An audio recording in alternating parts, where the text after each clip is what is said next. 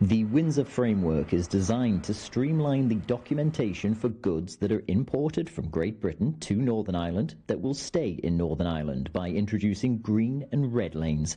Green if it stays in the north, red if it goes into the Republic and the European single market.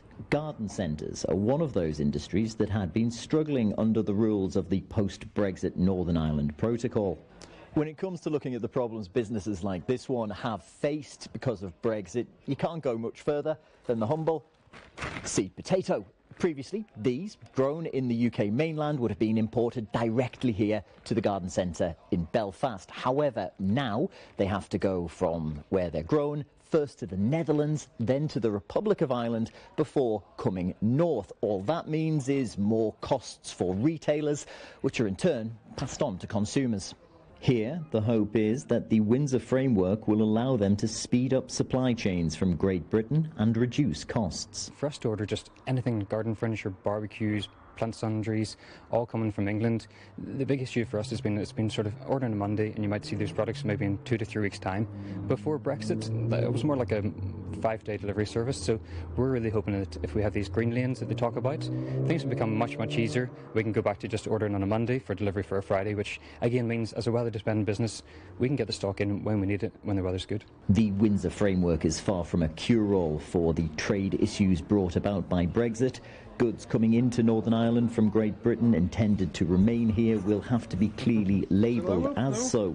Those that represent retailers in Northern Ireland told me that the plans to get this done by October of this year are just not feasible. The process gets complex as labelling has to be done for both the EU single market and the UK internal market. Under the framework, the labelling of products that for Northern Ireland needs to come in sooner. That's coming under EU legislation, and that GB would have to be labelled, and that would be through Westminster legislation. And if the suppliers in GB feel that they don't need to do the GB thing, or that it won't be implemented, then yes, they're going to take a look at Northern Ireland market and say it just isn't worth the candle. That sentiment has been borne out in some recent polling by the Haulage Trade Association Logistics UK of their members. While 79% said they welcomed the certainty that the new trading agreement will bring to their business, only 40% of businesses surveyed in Great Britain confirmed their intention to re-establish trading links with Northern Ireland. The Windsor Framework was greeted with much fanfare, potentially solving many trade issues. Only as it goes into action will we see what type of impact it has, and if in trying to solve trade and indirect tax issues under the Northern Ireland Protocol, whether it ends up creating new issues over labelling. Peter Oliver, CGTN, Belfast.